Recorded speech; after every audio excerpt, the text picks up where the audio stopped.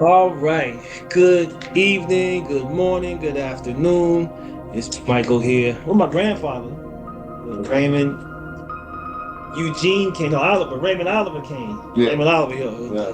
son is Raymond Eugene, but yeah, want to do this for a while, so I'm here with my grandfather. Want to ask him some questions about life and growing up and everything that has come to be over his years of life. But can you first just let the people know who you are, where you from, and even your birth year, like when you were born, and all that good stuff? No. Yes, sir. Okay, I'm Raymond Oliver Cain.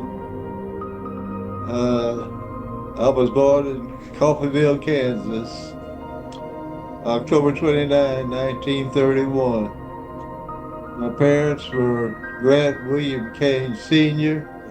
and Willie Mae Cain.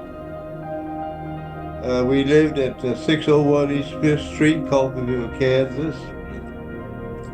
My early days, some of the things I remember was that almost all of the streets in Coffeyville were made of brick. Wow. They had two or three brick factories there where they made bricks, and we have found bricks all over the world that came from Coffeyville. That's awesome. Uh, my family consisted of my mother and father were, she was a widow, he was a widower. They married. My dad had four children, one boy and three girls, and my mother had two daughters. And from the union, four boys were born. I was the oldest. And Edward Eugene Cain, my next brother, his nickname was T. And then there was Graham Cain, and his nickname was either Fatso or Fat. Yeah. And the baby brother, Robert.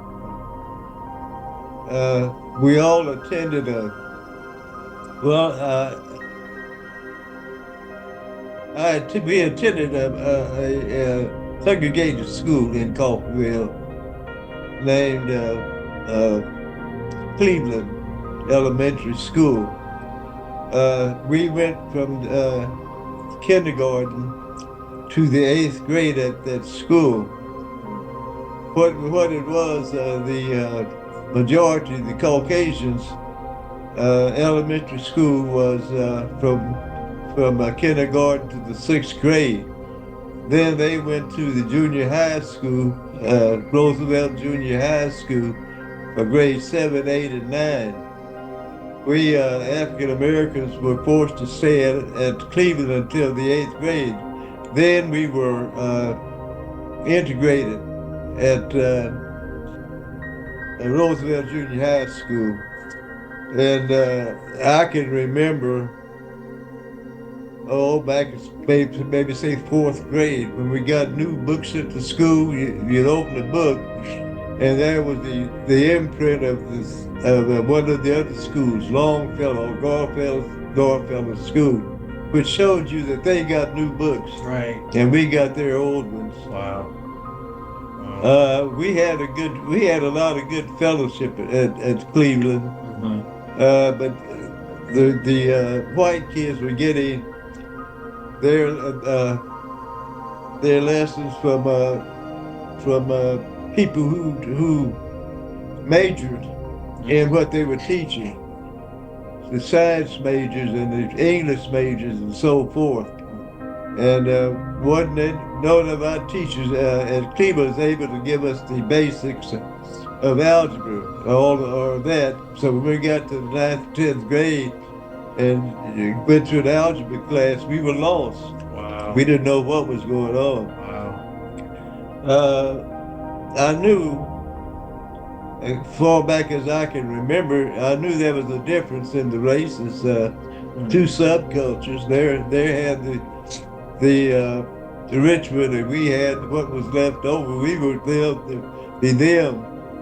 And my first really encounter with the majority race was in the 9th grade when we first integrated when I was put into the integrated situation at Roosevelt Junior High.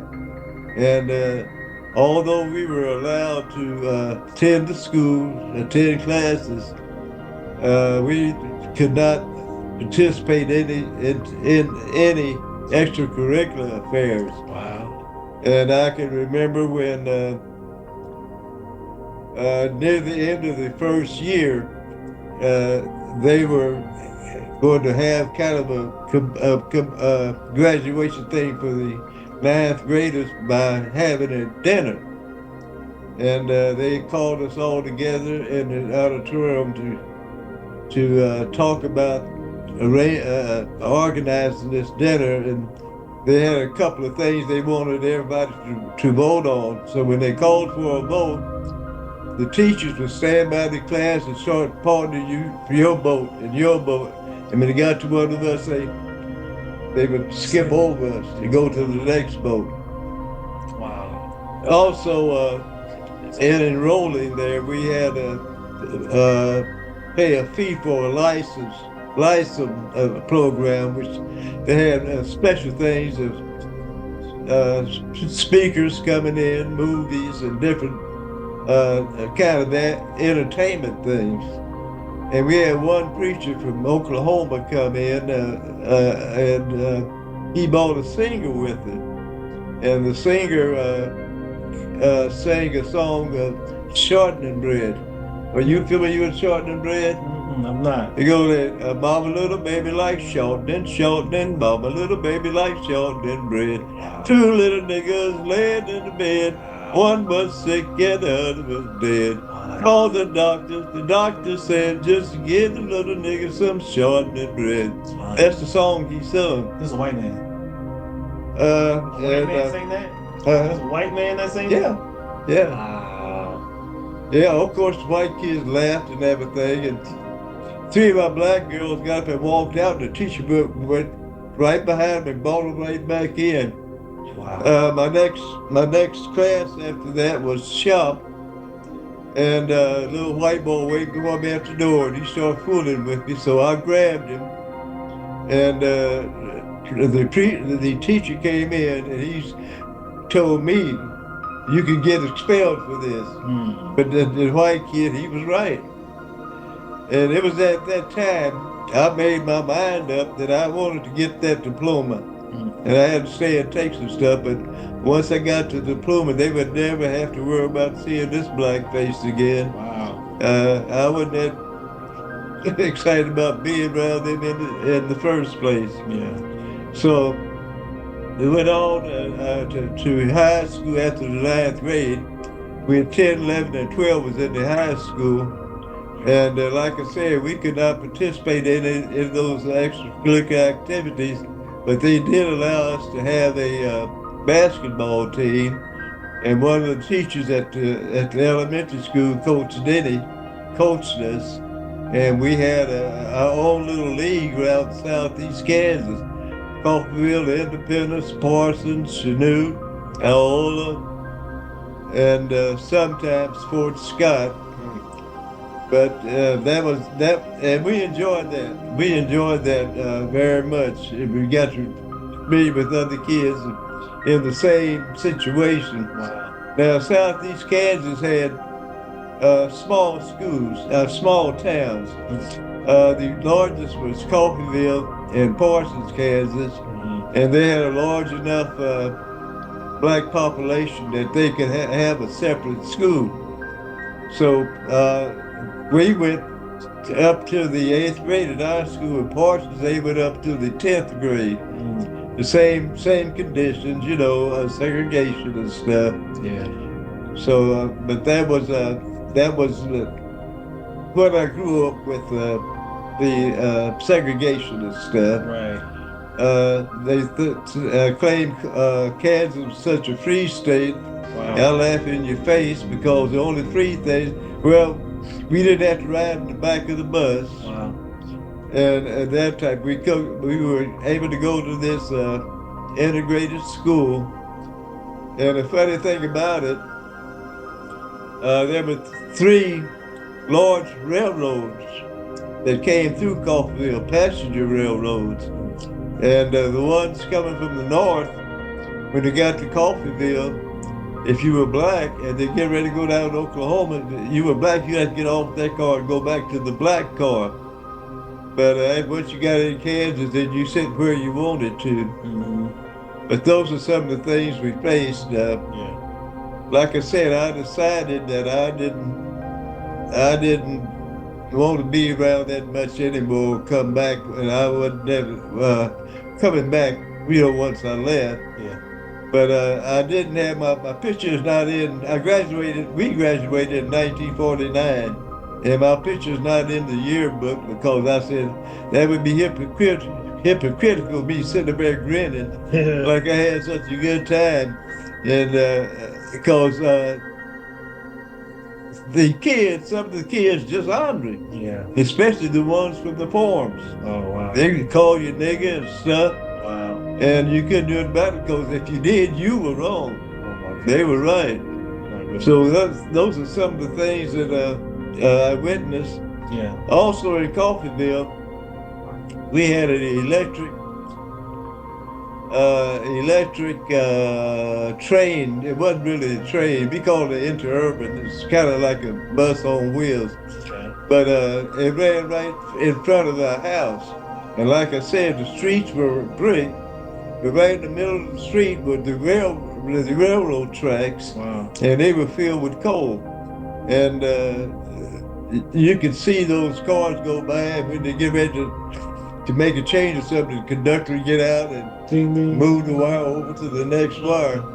Wow. And those trains ran from Nowat, Oklahoma to Lenape, Oklahoma to Coffeyville, Kansas, to Independence, Kansas, to Cherryville, Kansas, over to Parsons. That's as far as you could go. Wow. And you could go all over those places for a nickel. A nickel. Yeah. Wow. And one stop down in Oklahoma, they called it Stop 9. And there was a black joint down there. Okay. And my older sisters, Lois, and them used to go down to that joint all the time. That's awesome. That's awesome. So we had a little black band, BB Star and his Clouds of Joy.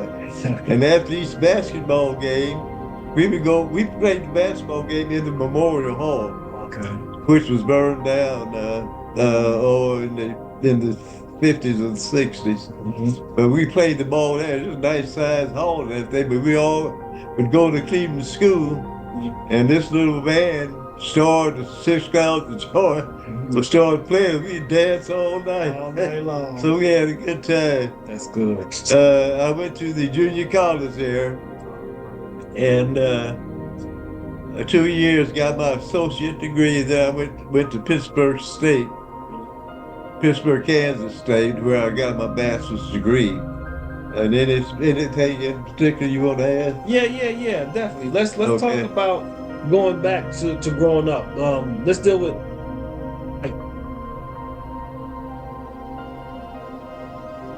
values and community values, and then the community values as well in terms of the African American community in Coffeyville, and how you've seen that change over the years. Okay. Our family was the Judeo-Christian values.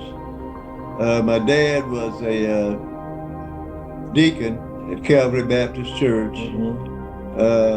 When he passed, he was the treasurer of the church. He was very strict on that. Mother, before they married, she lived in Independence, Kansas. And before they married, they were Methodists. But she changed over to the Baptist church after married Dad. And she was not one that went to church every day, every Sunday, but she did go there. She was an immaculate housekeeper, a wonderful cook. When they lived in Independence, she cooked for a rich white family. And one of the governors of Kansas was related to the family that she was working for, and she got to see them. in the grade school, it was the same thing. Those teachers were all nuts. They didn't mind. They didn't. Uh, uh, what they say about passing the switch. Oh yeah, spare the rod, spoil the child. Yeah, spare the rod. Yeah, they didn't spare the rod. My dad didn't either. That's real. He didn't take no mess. But they when I left Cleveland, other than those specialized subjects like math and shop, went to the shop there at Roosevelt Junior High School, and I saw some machines I never saw before. Planers and circular saws and those things. Right. And I was just amazed. Yeah. And the white kids only had 2 years 2 years ahead of it. Yeah. So we went at a disadvantage. Yeah. Yeah. Okay. So what about the community value? Like what kind of values were in the community in terms of like your neighbors and how, you know, there was interactions between the families and everything? What can you say about the values in the community back, you know, when you were growing up? Coffeyville was, the black community was divided into 3 or 4 different sections of the town. Okay. And each section had their own subculture. Of course, you knew them more than the others. But when we got to the 8th grade, the kids on the west side of town, their school went up to the 6th grade. It was one-room school. One room. And they went up to the 6th grade. Then they would come across town to Cleveland. And that's where we got to mix with them. But they probably passed 1 or 2 elementary schools coming to Cleveland. Wow. To walk over there. So how'd they get there? Did they bus? Did they get bused there? No, you walked. You had to walk. We walked, yeah. Wow. We walked to we had a little bus. Yeah. I don't know if they took the bus or not. They probably did. Okay. Come to think of it, they probably did. Because in high school we did have bus service. The buses ran right straight in front of our house. Okay. The bus stop was right across the street from us. Yeah. So we could look at our bathroom window and see the next street over, which was Cedar. And we could see when the bus went by, we knew it was coming around there. Right. We run out there. They ain't missing the bus. Yeah. That's good. That's good. We have a swimming pool. They didn't want us in their swimming pool, so President Roosevelt had a program called WPA, work something. He was anti the depression, and these young boys could go into these camps, and they did build things, roads and things like that. They built that swimming pool, and they gave us a nice pool. It was a nice pool, I guess maybe Olympic size. And I learned to swim when I was 10 years old. Wow, okay. And as a young, old teenager, I was a lifeguard over there for a couple of years. So we had our own culture, and we got along good. Yeah. Of course, you got the riffraff. Some of the drunkards and all of that. One stayed in jail and fight street fighting and all of that. Right. But there were a lot of good, solid citizen families. Yeah. So what was it that like brought you all together? Like when you all did come together, what were like the interactions? Like a lot of families knew each other back then. There was like, you know, more familiarity and neighborly type of interactions. Especially neighborhoods. Yeah. They were real close. Okay. We would visit each other and go places together. And one time, one point in my life in high school, on Sundays after Sunday school, on Sundays we would, all the kids, there'd be 50 kids riding on bikes. We just ride all over town. That's wonderful. That's wonderful. So how did Jim Crow affect you all growing up in terms of what your experiences were? I mean, you didn't even be able to see it with your parents, but like, what do you remember about Jim Crow and how did it impact not only you, but the community that you were a part of as well? Okay. You definitely knew where your place was. Mm, You know you couldn't go in the restaurant to eat. You know you couldn't go in the places of recreation. In the drugstore, if you wanted this milkshake or something, you sat at the end of the counter. mm, They would put yours in a paper thing, and the white people sit there at the glasses and have their drinks and things. right. Uh, This isn't a free state too. Kansas was a free state. That's what's so interesting about it, right? yeah, That's interesting. yeah, yeah. One guy from Oklahoma, he would tell me when he was a kid, they told him when you go to Kansas, you can marry a white woman. I said, if you want to get home. Right. Wow. There was one incident. My dad was telling me that they would come out to hang a guy. The mob came looking for him, Mm, but the family knew they were coming, and they got him out of town. He never did come back. wow. Uh-huh. Wow. So how do you recall African Americans keeping like a sense of pride during that time? Keep it what now? A sense of pride, like a sense of like, despite Yeah. the discrimination, the dehumanization, Mhm. how do you recall like African Americans maintaining their sense of self and a sense of pride Yeah. despite Okay. that? Yeah, we had NAACP chapter there. Okay. We had a Boy Scout troop, Mhm. and I was the first Boy Scout to attain the Eagle rank. Mm. Uh-huh. And we had our own little things. We had our own. This Memorial Hall was a nice hall where the community used, and we had one guy, Ted Blake, who could contact some bands, pretty well-known bands, and they came to Coffeyville to play, and people from Parsons, Independence, even Wichita and Tulsa would come to Coffeyville for those dances. Mm. So yeah, Coffeyville was pretty much of a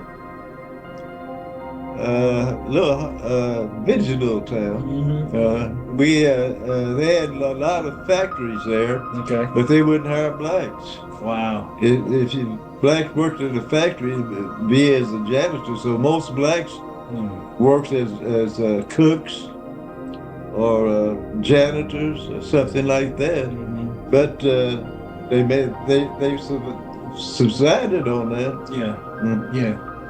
So what year did you move to Kansas City? I moved here in 1953. Okay.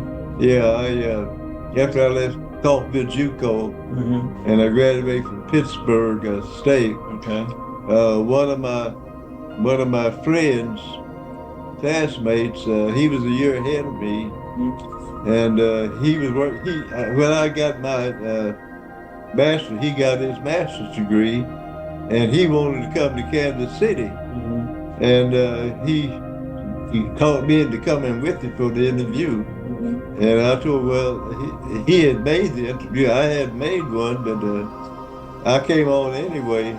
And believe it or not, I got a job and he didn't. Oh, wow. Yeah. Wow. It was 1953 when we moved here. Okay. I had got married. My wife and I got married in 1950. 51, yeah, 1951. Okay. Married at that. 20 years old. 19, 20 years old? Yeah, yeah. Wow. And by the time I came to Kansas City, I had a wife and 2 kids. Wow. And my first teaching job. Uh-huh. And if I'd by myself, I still had a hard time making it on the salary. My salary was $1,500 a year. A year. A year. $1,500 a year. Yeah. 1951. 53. 53. Wow. Yeah. Wow. So when you moved to Kansas City, what type of changes do you feel that you went through to adjust to a bigger city? And your mindset, like what types of adjustments did you have to make coming from Coffeyville to Kansas City? Okay. I had never lived in a apartment or a room or anything like that till I came to Kansas City. Mm-hmm. Our first place was what do they call them? two-room kitchenette. Mm. You had a bedroom and a kitchen, and then you had other renters in there, 2 or 3 families in there. And we all shared the same bathroom. Wow. And the next year, I came up by myself first because we didn't have anywhere to stay. And I stayed with my principal. Mm. He brought me into his house to stay, and Billy came up about 2 or 3 months later. Mm-hmm. Okay. So you can keep on talking, Papa. Okay.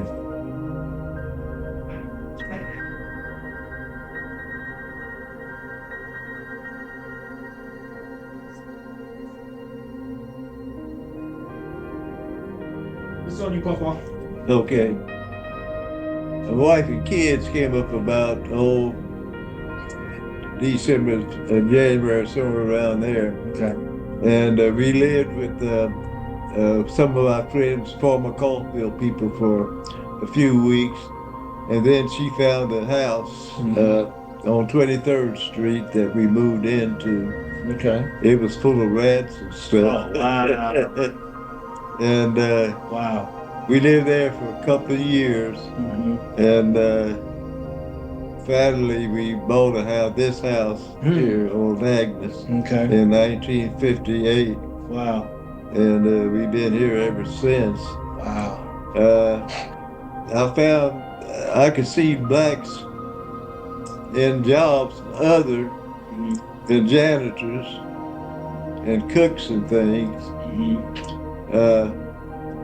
In Coffeyville, we could go buy a suit of clothes. You could try it on in the business, but here in Kansas, Missouri, you couldn't do that. That's the first time we faced that kind of Wow. segregation. Like I say, we saw several doctors, attorneys, dentists, physical therapists, just all kinds of jobs that you never saw blacks with in my younger area. Wow. More fluid. That's interesting. So what was like your mortgage like when you first bought this house? Like, you remember how much you were paying a month for this particular house? Yeah. The house was $10,000. Wow. And we didn't have enough to make a down payment, so the realtor got us a loan for $150 to make the down payment. Of course, that way we had 2 mortgages to pay, the first and the second. And let's see, before we moved from 23rd Street,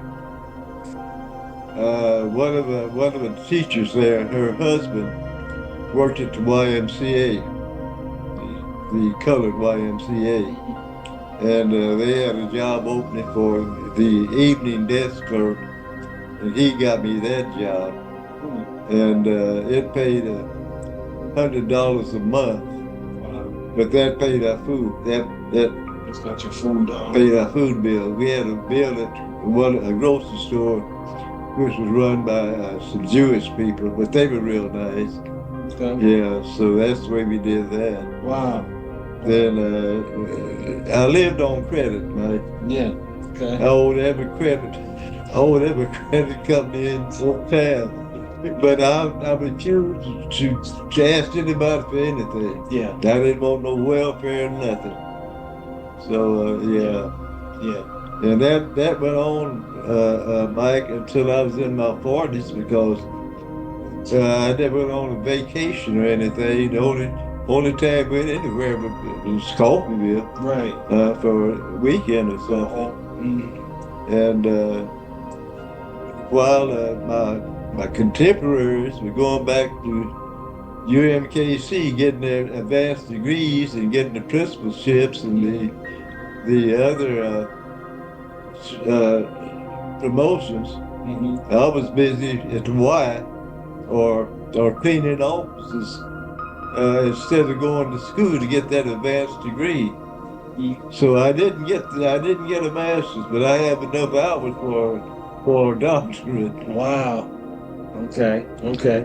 So what about like social life? I remember you talked about that YMCA. Can you talk about that history at the YMCA a little more about Okay, what was taking place at that YMCA with Kansas City? okay. The why was it was a, you know where it is, don't you? Uh-huh. Yeah, yeah. Yes, sir. Uh, I understand that the community, the black community in Kansas City, raised the money to Mm. build that Y, Wow. and it was really a gem in the community. Mm-hmm. We had people who like usher boards or chess clubs or Mm-hmm. other kind of people there would have meetings there at the Y. Mm-hmm. We had a gym and we had boys uh, boys basketball tournament. That's all over the area. Yeah. A lot of white kids came to that, Mm-hmm. and that's where the Negro Baseball League was formed. In that Y. Yes, sir. Yeah. Yes, sir. So who would you see coming through there when you were there? Like what type of personalities did What now? what kind of people what stars did you see coming through that particular area? Like what athletes did you see coming through there? Well, Joe Louis, Wow. Goose Tatum. You remember Goose? You remember him? He was one of the original Globetrotters. Okay. He was a hell of an athlete. He also was a Negro League baseball player. Okay. He played for the Indianapolis Clowns. Okay. And he had a great big glove Okay. on first base. Yes, a clown. Okay. Yeah. Wow. Then Satchel Paige, I taught a couple of his kids. Okay. Uh-huh. Awesome. He never come to school. I saw his wife several cases. She came to the school. Yes. What school were you teaching? D.A. Holmes. D.A. Holmes. Uh-huh. Okay. It's now a senior citizens. Okay. And the school was named after D.A. Holmes. Can you share about who D.A. Holmes was? Yeah. Yes. Yes. The school was originally named Benton School. It's on Benton Boulevard. It was one of the class schools in Kansas City. Okay. They even had an indoor swimming pool. Oh, wow. And the white people, when they gave it to us, the white people didn't like it. Mm-hmm. They didn't like it. Mm-hmm. And before we'd been there a good month, someone set the building on fire. Wow. So we had enough good space where we had let's see, we had up to the 7th grade. Mm-hmm. And each grade level had 3 classes. Mm-hmm. And we had enough classes where we called it split level. Mm-hmm. Split sessions. Okay. The morning people would come at 8. They'd come 8 to 12. Mm-hmm. And then the afternoon classes would come from 1 to 3:30. Okay. And what else I can say about that school? Oh, it was a class school. All of the at that time, all of the black people were confined to this one area. We lived in this area, went to school in this area, we went to church in this area. Mm-hmm. Everything was in this area. And the lawyers and the doctors, of course, they were living and just began to move across 27th Street. Okay. Victor and 28th Street, those were fabulous places back in those days. Yes. And that's where those the lawyers and guys, doctors and things lived, and their kids went to DAO. And what area is that in? What neighborhood area is that called? That's Steptoe. That's not Steptoe, is it? What is it? What's the neighborhood area? That's not Steptoe area, is it? I think this is Oak Park. This is Oak Park, right? Yeah. 27th and Victor. What's that? You know what that neighborhood area is called? It's no big deal. I forgot what that was called. I know that's it's a historic neighborhood area, as a matter of fact. Yeah. But you were talking about this. So D.A. Holmes. Who was D.A. Holmes again? Okay, he was the pastor of Paseo Baptist Church. Okay. very, very well established. A lot of respect. Mm-hmm. And I've heard that if you wanted a teaching job in Kansas City, Mm-hmm. you had to get his blessings. Oh wow. Okay. Okay. Oh, the church on 15th and Paseo Mm-hmm. was a real upscale church. Yeah. It's not. It'd be like Concord is now. Okay. Where all the Okay. rich Okay. people and stuff went. Okay. So at this time, the family's starting to grow. Yeah. So let's talk about family life, like in terms of just, raising children in that particular age and being a husband in that particular age, 50s, 60s. Like, what pretty much was the family structure, not just in our family, but just families around? Like, what types of structures did you see? The family unit, were there more two-parent homes? What type of family dynamics were present? Yeah, there was more two-parent homes. We had PTA, Okay. and the parents showed up. Yeah. Now they come to beat you up. Yeah. Okay. So, looking at just the years of development, 50s, 60s, 70s into the 80s, what do you notice starting to take shape in the community in terms of how does the community now start to shift? What types of things? We had talked about this a while ago. Like, what kind of changes do you see started to take place in the Black community, particularly? Mhm. And what do you say was like a factor about those changes that started to break down our family? When I came here in 53, 18th Street and 12th Street, all up and down the street were lined up with Black businesses. A lot of taverns, nightclubs, a grocery store, restaurants, and things like that. They even had a bowling alley in the 18th Street area.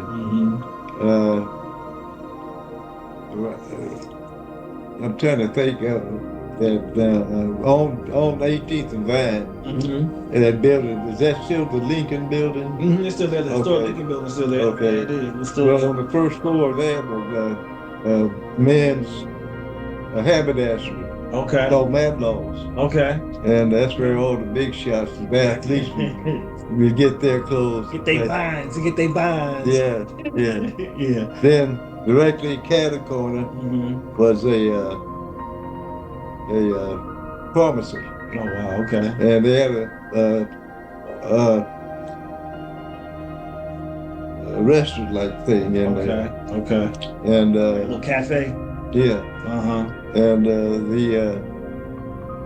I had to go to work on Sundays at 8 o'clock. I worked from 8 to 1 on Sunday morning. And one of the residents would always bring me back some coffee and a sandwich or something. That's at the YMCA when you were at the YMCA? Yeah. Okay. And right next door to the YMCA, and just north of it, was Madam J.C. Walker's place. Then across the street, corner was the YWCA. And of course, the barbecue places around there. There was a bowling alley on Vine between 18th and 19th Street. Real nice restaurant. Then there was the Blue Room and the Orchid Room, Blue Room and the Pink Room. Okay. Blue Room was the bar, the tavern, and the other was the restaurant. Wow. On 12th, I didn't go to 12th Street as much, but on 12th and Paseo was the Lord's African American restaurant. Okay. Then there was a theater called the Gem Theater. On 18th Street, there was the Gem Theater, which is now. And then up the street, about a block off west of Seoul, was that was Lincoln Theater too. They had two black theaters right there close together, and then the one on 12th Street, and the blacks congregated there more because they had to. There wasn't anywhere else to go. Yeah. The change happened with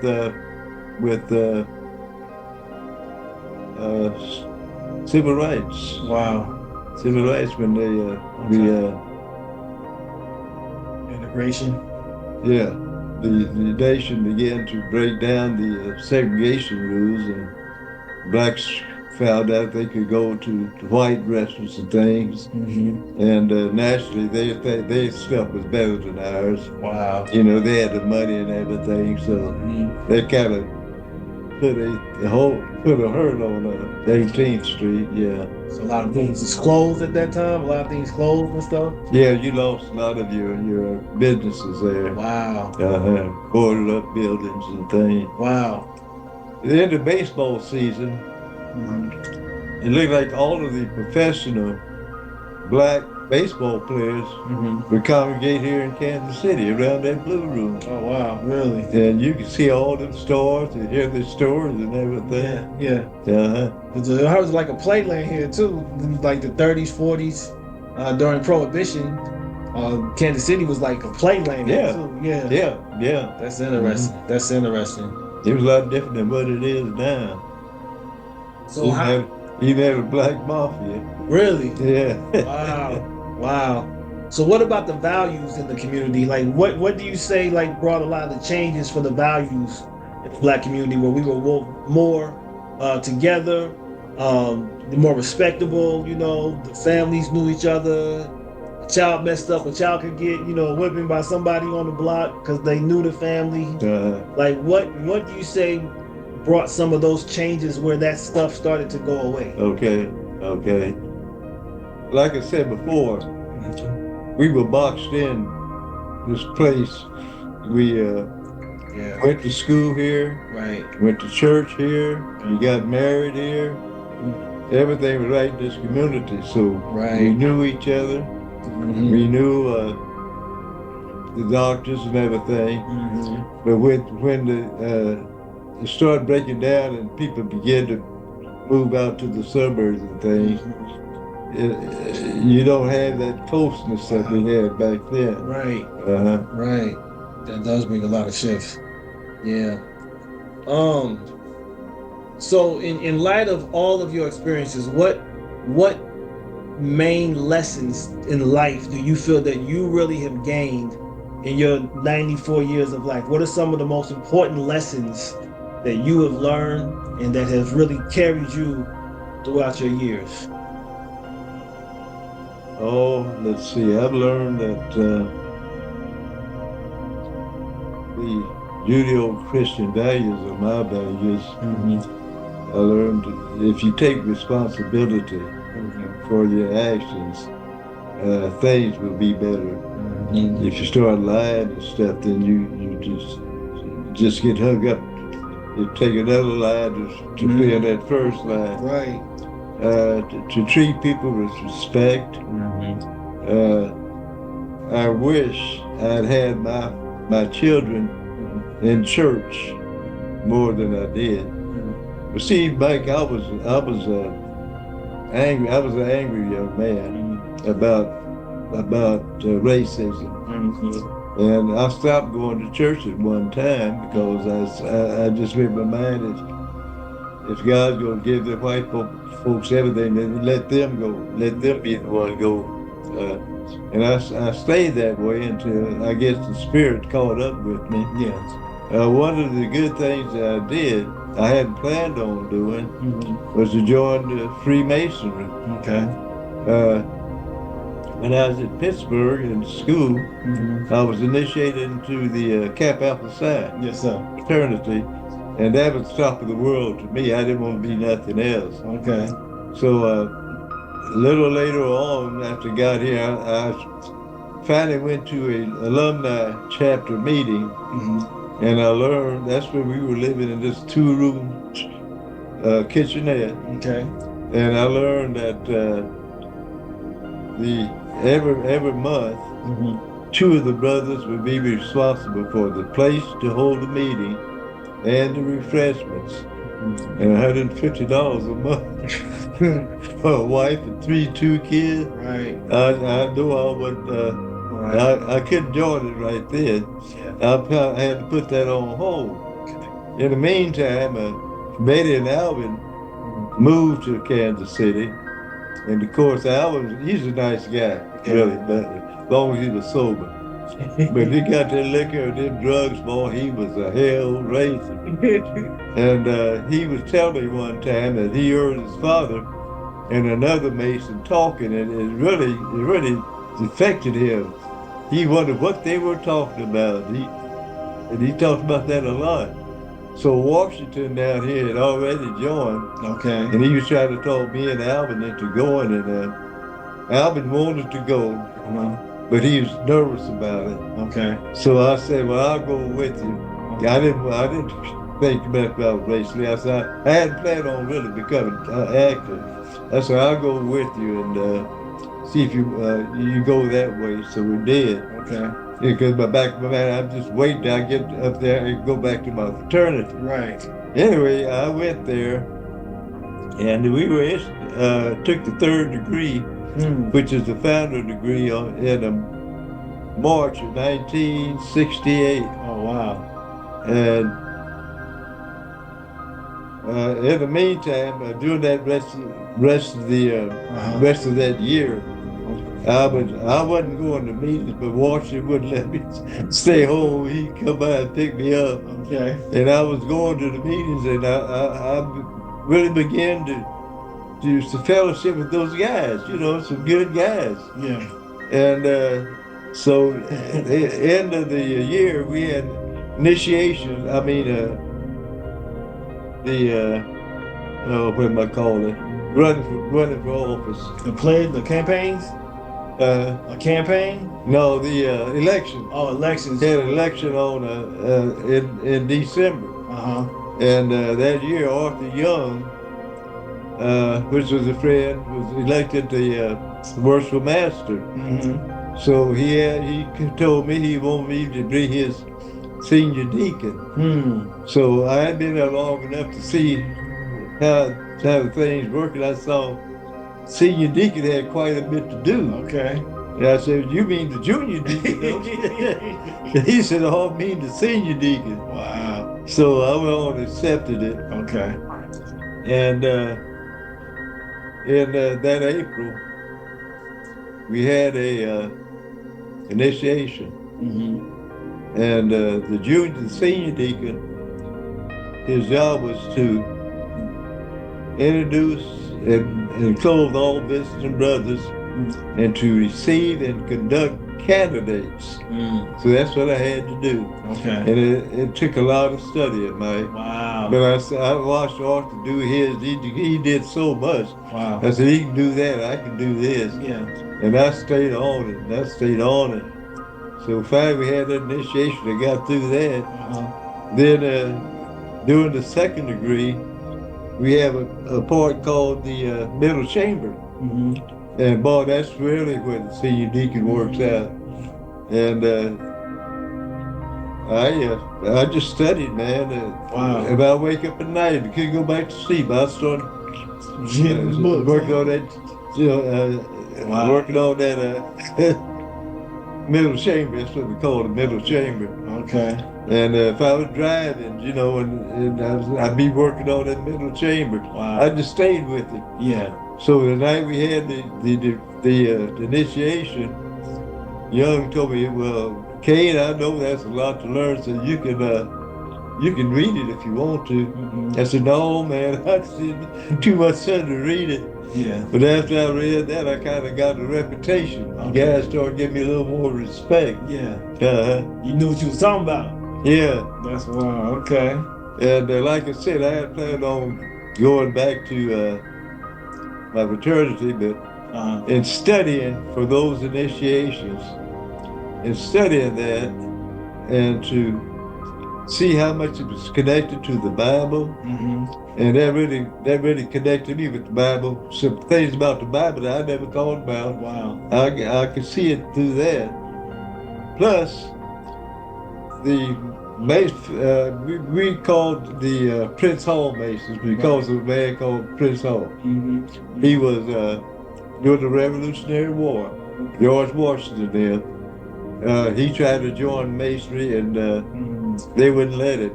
Well, the English had their army over here, the Redcoats, and they initiated Prince Hall and some other Masons. Wow. Because the white lodges would not do it. So when the Prince Hall, after the war, the soldiers left, and the white Masons still would not give us no respect. So Prince Hall went to England and got a charter, which is just like the charter the white guys had. That was 1775, and we've been in a group, a fraternity, since 1775. Wow. I don't know no other black organization is older than the church. Church is probably older than we are. Right. But next to the church, there's nothing. The fraternities, I think Alpha was 1908. Well, see, we about 300 or 400 years ahead. Right. Yeah. Wow. That's powerful, Papa. Anything else you want to say? But before the fraternities, the Masons were mostly like the judges and your doctors and stuff. Okay. But that the fraternities, they moved out to them. But I'm glad I stayed with the Masons. I never did get back to the fraternity. Catholics. But me, T-Fat, and Robert, we all Catholics. Okay. That's awesome. Any parting words of wisdom you want to share with just the video? Anything you want to share? Any parting words of wisdom? Anything you want to just leave in terms of like reflection wise? That can just be of good sound wisdom to those who are coming after us. Like for Mosiah, for Messiah Noah, Ellie, for the generations coming up. Any type of good words of wisdom you have for the ensuing generations? Oh well.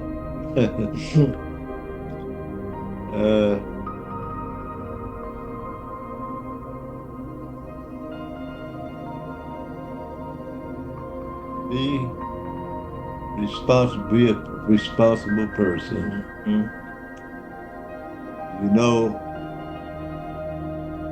You're required to do certain things. If we all followed the rules, we wouldn't have this mess we're in now. But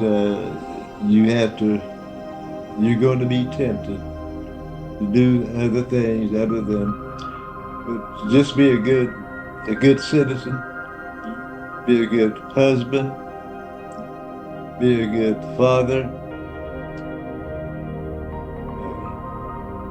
pay your taxes, pay your bills, be self-sufficient, and that's what Masonry teaches too. Yeah. Adult, just be a good adult. Yeah. So, like on that note, like how have you? Because you were talking about, how you even struggled for a while. Like, what was it that finally was your moment of clarity? Like, okay, this is how I'm going to go about being an adult, a responsible adult. Like, what was it that allowed you to really root in and to say, I'm taking care of my family no matter what? Well, that was never a problem with me. Once Billy Joe told me she was pregnant, I knew my youthful days were through. Wow. I had to change that. Values. I was going to be a father. I didn't want to be a father that my kids were ashamed of. And I didn't want to do anything to embarrass them. Right. So, wow. Yeah. Yeah, that's huge. That's huge because today a lot of parents aren't even, particularly fathers and men, we're not even in our children's lives on a regular basis, and that is shameful. Yeah. That is shameful. It's challenging. Another thing I would say about our kids growing up, we can be so mean and evil to each other. And if we as African Americans could learn to respect and love and help each other, Yeah. we'd be better off. But it seems like we treat each other worse than anybody else treats us. Yeah. That's hard. That's hard. Yeah. That's a good parting word of wisdom there. I want to thank you, Papa, for this time. I hope you missed something, Mike. Oh yeah, no doubt. We just captured it. This is what we need to do. This has been great because we definitely want to cherish these memories and document it so that we can come back and refer to this stuff, pass it on as well, because you're a wealth of information. Yeah, well, good. You got a whole library of information up here and in here, so we want to definitely do our best to capture that. And there may be some more times. We'll come back if you have anything else. Yeah, because my parents. My dad was born in Selma, Alabama. Okay. And my mother, she wasn't sure where she was born, but either Kentucky or Tennessee. Okay. But they both came to Kansas when they were very young. They don't remember much about it. Dad was born in 1894. Okay. And Mom was born in 1898. Wow. And they came to work in the coal mines. Wow. In southeast Kansas. Wow. And that's where. That's hard work. Yeah. Yeah. And they lived in a place called Franklin. It's an old mining town. And when one of my cousins, Thurston Graham, passed, he was buried in Wichita. That's where he grew up in Pittsburgh. I took Mom over there to the funeral. And all the way back to Coffeyville, we tried to find her place. Franklin had no idea where to look. Wow. Yeah. But we had a funeral. One of our church members, Edith Coleman. Do you know her? I know the name. Okay. I know the name. Yeah. Well, she died, and there's a connection with Billy's side of the family. Okay. There. Oh wow! So they're related. Brown and the Coleman family. Yeah. Okay. Yeah. Okay. And she was saying, I talked to Edith one time, and she was saying she used to, when she was younger, she used to go to Coffeyville a lot. And I said, well, with church stuff. And I said, you ever go to Calvary Baptist? She said, yeah, Rev Strickland. She did, yeah. So anyway, after her death and her obituary, I noticed that she was born in one of those towns there, and that raised my curiosity. So I got on my map because I knew she would be close, that her town would be close to where Mom was, and I found on the map, Wow. Franklin, Kansas. Wow. So How far is that from Coffeyville? it's closer to, it's north of Pittsburgh. Oh, okay. It's still in southeast Kansas. Okay. That's why I was thinking it was closer to Coffeyville. Okay. But I found it's kind of close to Fort Scott. Okay. And I think it's far north, like maybe far north of Chanute, and then east. Okay. Okay.